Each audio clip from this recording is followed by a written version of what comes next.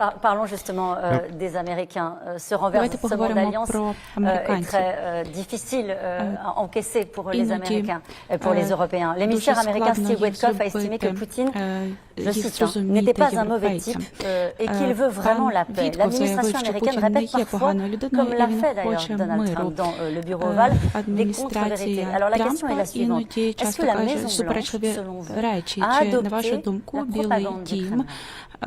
Переймає пропаганду Кремля. Я вважаю, що Вітков дійсно дуже часто цитує кремлівські наративи. Я з вами погоджуюсь. Я вважаю, що це не наблизить нас до миру. І я вважаю, що це, на жаль, послабить тиск американців на Російську Федерацію.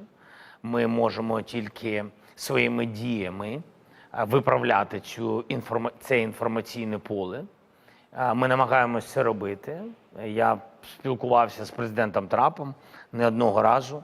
І ми дуже намагаємося, щоб на рівні розвиток також ми обмінювалися реальною інформацією, правдивою, тому що заяви Віткова нам дуже заважають, тому що ми боремось з Путіним.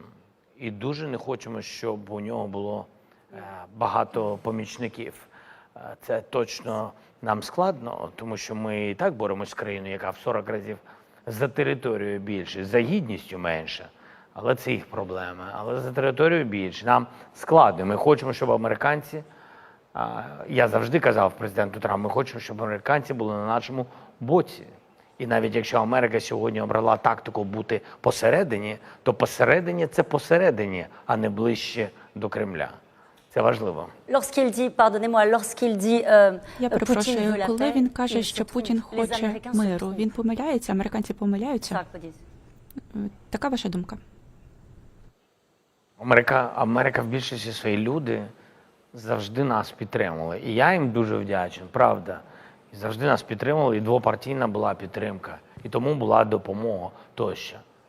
І я не можу бути невдячним Америці за все, що вони зробили. Але вони сьогодні дуже часто, я вважаю, на жаль, знаходяться під впливом руських наративів. І ми не можемо погоджуватися з цими наративами. Але ми боремось за себе і будемо боротися з цими наративами, де б вони не були.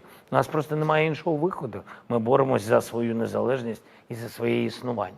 Ось і все. Ми можемо тільки відкривати більше правди. Ми повинні показувати своїми прикладами, що ми боремось на полі бою. Ми не в оточенні, як Віткова, цей наратив, що українці знаходяться на території Курської області в оточенні. Це тільки для того, щоб пом'якшити ситуацію, що ми немов знаходимося там, але ми в оточенні. Ні. Ми знаходимося в Курській області стільки, скільки нам потрібно. Ми ніколи там не знаходились в оточенні. Доказів в цьому немає. Навпаки, є докази, що ми там не в оточенні. І навпаки, коли ми були в Курській області, ми взяли 1000 полонених русських і обміняли на наших українських військових. Це і є правда. Чи можу я запитати вас про надійність Сполучених Штатів під керівництвом Дональда Трампа? У нього був період, коли він не надавав вам розвідданих і збройної підтримки. Тут ви вже згадуєте, що американці проковтують російські наративи. Чи можна довіряти, що вони будуть вас підтримувати так, як вам потрібно? Чи, можливо, ваші кращі друзі тут, і вони б не збиралися, якби довіряли Америці? Ви знаєте, коли ви рахуєте дні цієї війни і кількість людей, яких ви втратили, і точно це знаєте, у вас немає ніяких сантиментів до дій тієї чи іншої держави. Є просто підхід, як пройти гідно, вижити і перемогти злодія, який знаходиться в Кремлі. Бо в кінці кінців Україна все одно переможе, а вони все одно все втратять. Ви це побачите. Я впевнений в цьому. Всі це побачать. Питання, на жаль, питання часу. І тому, коли системи Петріот давала Сполучені Штати Америки, і вони виробляють ці снаряди, і без них, наприклад, Німеччина нам давала, я дуже вдячний Німеччині, але без того, що Америка каже, окей, давайте, без цього ніхто нам нічого б це не передав. І тому, якщо наш захист сьогодні людей і дітей, захист цивільного населення залежить від того, заблокує президент Сполучених Штатів це або не заблокує, то я вважаю, що ви повинні мене зрозуміти.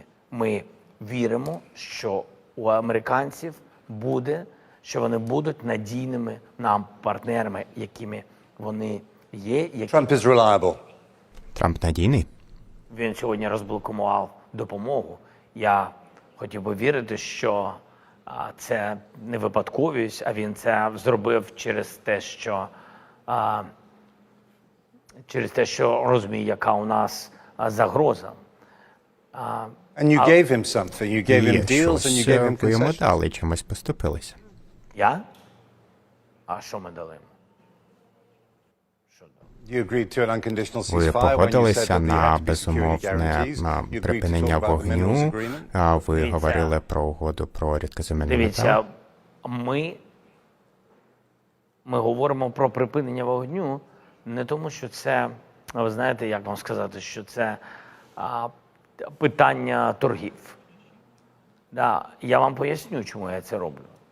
Я це роблю, тому що є Middle East, який завжди розказував мені в тет-а-тет, в інших розмовах, що Путін готов до припинення вогню, до безумовного. Це Україна не хоче закінчення війни. Це Україна не хоче миру. Тобто там руська пропаганда попрацювала дуже сильно. І я такими кроками чітко дуже показав, що ми готові до припинення вогню, але ви зараз побачите, що Путін не готов. Ви знаєте, що після цього з нами було кілька контактів з Middle East, з тими країнами, глобального півдня, країнами, які до цього з нами навіть не дуже розмовляли, тому що балансували між нами і русскими, і, якщо чесно, більше гралися і загравали з русскими через економічні стосунки. Тобто я вважаю для сьогоднішнього дня правильні дипломатичні кроки. Ось що й роблю я. Це перше. Друге, мені потрібно було дійсно розблокувати допомогу. Я її розблокував. І я б дуже хотів, щоб тепер, коли Путін відмовився від припинення вогню безумовно, щоб президент Трамп дав сильний тиск на нього санкціями. Не знімаючи їх, про те, що ви говорили, так, не знімаючи, а посилюючи їх. Ось і все. Яким?